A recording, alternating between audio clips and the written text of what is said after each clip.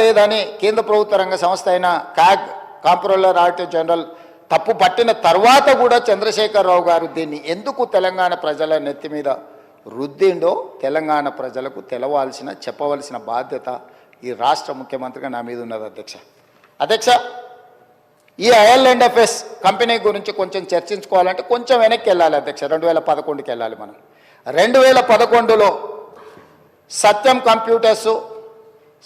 Computer related Maytas అనే సంస్థ, సత్యం రామలింగరాజు గారు ఆనాడు దేశాన్నే కాదు ప్రపంచాన్నే తప్పుదోవ పట్టించి ప్రపంచం ముందు భారతదేశం యొక్క సంస్థలు మోసాలు చేస్తాయని ఏదైతే కేసు వచ్చిందో 2011 సంవత్సరంలో మన పరువు ప్రతిష్టను మంట కలిపిన సత్యం కంప్యూటర్స్, మేటాస్ ఈ సంస్థలన్నీ కూడా ఆ రోజు రామలింగరాజు గారి కేసులో ఇరుక్కొని జైలుకు పోయి ఆ సంస్థలన్నిటిని కూడా దివాలా తీసే పరిస్థితిలో నుంచి ఈ మేటాస్ అనే సంస్థని IL&FS సేకరించింది అధ్యక్ష.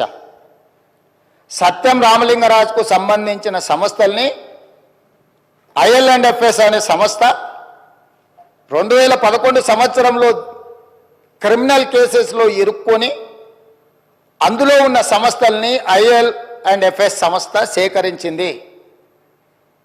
సత్యం రామలింగరాజు గారి కుమారుడు తేజరాజు గారికి సంబంధించిన సంస్థలు IL&FS సేకరించి ఆ రోజు వాళ్ళిద్దరికీ ఒక అనుబంధం ఏర్పడ్డది అధ్యక్ష.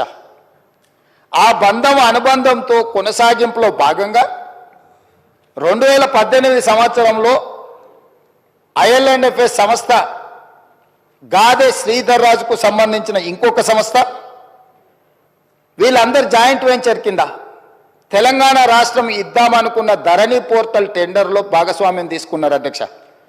2018 సంవత్సరంలో తెలంగాణ రాష్ట్ర ప్రభుత్వం portal development and maintenance and control కోసం 2018లో టెండర్ పిలిచింది అధ్యక్ష. ఈ టెండర్ ప్రక్రియలో భాగంగా IL&FS అదేవిధంగా గాదే శ్రీధర్ రాజుకు చెందిన ఈసెంట్రిక్ అదేవిధంగా విజన్ ఇన్ఫోటెక్ కంపెనీలు సంయుక్తంగా కాంట్రాక్టు సాధించుకున్నాయి. యువరాజుకు అత్యంత సన్నిహితులు ఎవరో తమరికి తెలుసు అధ్యక్ష. యువరాజు వెనకాల ఉండి ముందల గాదే శ్రీధర్ రాజు వెనకాల సత్యం మేటాస్ కంపెనీలను చేపట్టిన IL&FS సంస్థను ముందలబెట్టి టెండర్లో భాగస్వామ్యం చేసి ఆ పని దక్కించుకున్నారు అధ్యక్ష. ఈ 2017 సంవత్సరంలోనే ఈ IL&FS సంస్థ దివాలా తీయడమే కాకుండా క్రిమినల్ కేసులలో వీళ్ళు కూడా ఇరుక్కున్నారు అధ్యక్ష.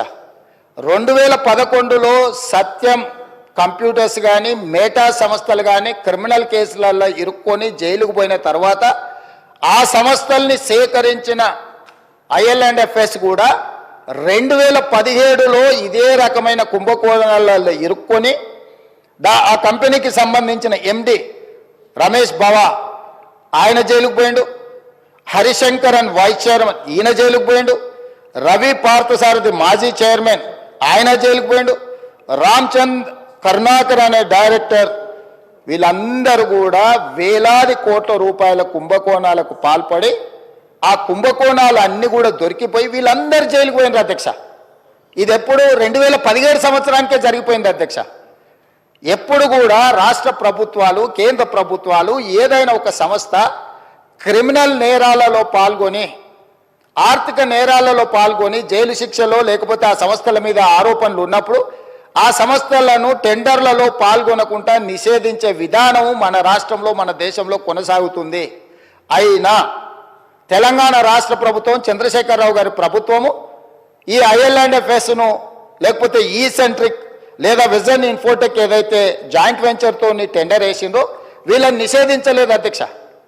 వీళ్ళకి టెండర్ కట్టబెట్టి ఈరోజు తెలంగాణ రాష్ట్రంలో ఉండే 1,52,00,000 ఎకరాలకు సంబంధించిన లక్షలాది మంది రైతుల యొక్క భూముల వివరాలను రిజిస్ట్రేషన్లు చేయడము, డాక్యుమెంట్లు చేయడము, రికార్డులు మెయింటైన్ చేయడము, అన్ని రకాల బాధ్యతలను కంప్లీట్గా ఈ సంస్థకు అప్పచెప్పారు అధ్యక్ష.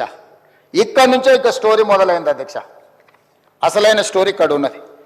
టెండర్ దక్కించుకున్న IL&FS సంస్థ పేరు మార్చింది అధ్యక్ష. టెండర్ అగ్రిమెంట్ అయిన తర్వాత టెరాసిస్ టెక్నాలజీస్ లిమిటెడ్ అని సబ్సిడరీ యూనిట్ కిందకి అగ్రిమెంట్ తీసుకొచ్చారు అధ్యక్ష. టెండర్ పాల్గొన్నప్పుడు ఒక పేరు మీద ఉండి టెండర్లో వాళ్ళ కాంట్రాక్ట్ వచ్చిన తర్వాత దాని పేరు మార్చింది అధ్యక్ష.